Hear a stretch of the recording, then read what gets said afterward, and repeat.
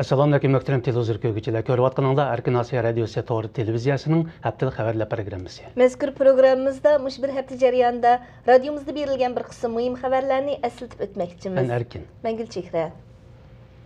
Birleşken Devletler Teşkilatı Kişilik Hukuk Kengesinin 14 sentabrdagi umumiy yig'inida Uyg'ur kishilik huquq vaziyati haqida doklad berildi.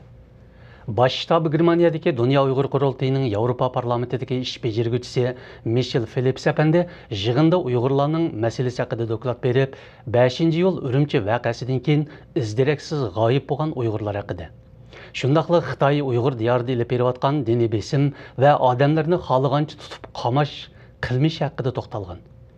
Keyin Xitoy hukumatining vakili so'z qilib, Urumchi 5-iyul voqeasining terrorlik harakat ekanligini, Xitoy osonlik millatlar siyosatining nihoyat yaxshi ketayotganligi, irqiy ayrimchilikning yo'qligini ta'kidladi. Birleşken Devletler Teşkilatı Kişilik Hukuk Kengesinin 21. navbatlik yig'ini Shveysariyaning Janva shahrida davom qilmoqda. 10 sentabr boshlanib 28 sentabrga qadar davom qiladigan mazkur yig'inga BDTga a'zo 190 dan ortiq davlatning vakillari, shundaqla BDTda kuzatuvchilik salohiyatiga ega 200 dan ortiq xalqaro kishilik huquq tashkilotining vakillari qatnashmoqda. Yaqında vafot bo'lgan atışlıq ataqlıq diniy zot Aysa Damullamning meyit namazida jamoat Alloh bir deb takbir aytib, shahodat barmog'ini ko'tarib mangan. Takbir ovozi murosimni nazorat qilayotgan Xitoy soqchilarini alohzada qilib etgan. Soqchilar namozni sinalg'uga olgan bir yoshning qo'lidagi apparatni tortib olgan. Soqchilar meyit namoziga qatnashgan jamoatning bir qismini to'sishga uringan bo'lsa-mu, biroq muvaffaq bo'lamagan. Meyit namoziga qatnashgan 20 mingdek jamoat jinozani ko'tarib 10 kilometrlik masofani piyoda besib, ayol takbir aytib mangan.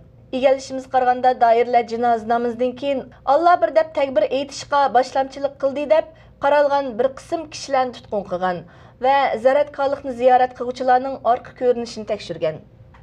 Germaniyadagi Uyg'ur rassomi Marvoit Hofizning asarlari bu yilgi Germaniya zamondosh rassomlar xalqaro go'zal san'at ko'rgazmasiga yana tanlandi. Bu ko'rgazma 140 yildan buyon Germaniyaning Bavariya o'lkasida o'tkazilib kelmoqda. Marvoit Hofiz tarixdan buyon mazkur ko'rgazmaga qatnashgan va qatnashib kelayotgan tunji Uyg'ur rassomi. Bu qitim uning mazkur ko'rgazmaga 8-qitim qatnashishidir. Ko'rgazmaga qo'yilgan asarlar rasm baholag'uvchi va asar tanlovchilar komiteti tarafidan tanlangan.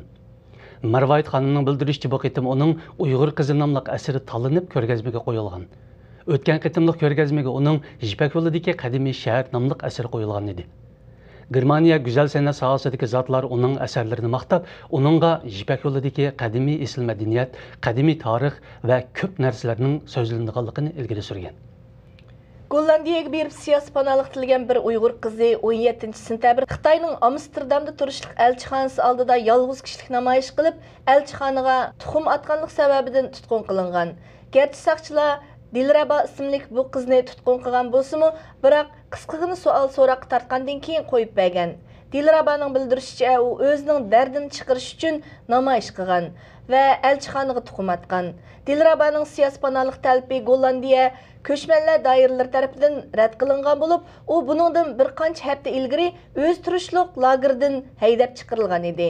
Aniqsiz ma'lumotlarga qaraganda, panohliga hal bo'lmay saqlayotgan iltijochi Uyg'urlarning soni 200 dan ortiq deb taxmin qilinmoqda. 2009 yil 5-iyul voqeasi yuz berib bir qancha kundan keyin Xitoy hukumati G'ulji shahriga qarashli Dadamto yezisida bostirish ilib berib, bir turkum qiz, o'g'il Uyg'ur yoshlarini qo'lga olgan edi. Shu qitimqi bostirish harakatida mazkur yezidagi Turg'an aka Ruqiya Madining Toshpo'lat Axtam ismli ikki o'g'li, bir qizi va kelini bo'lib 4 farzandi biroqla tutqun qilingan. Ular qonunsiz diniy faoliyat qilish bilan ayblanib, Toshpo'lat ismli o'g'li 15 yillik, qolgan farzandlari 3 yildan 8 yilgacha qamoq jazosiga hukm qilingan.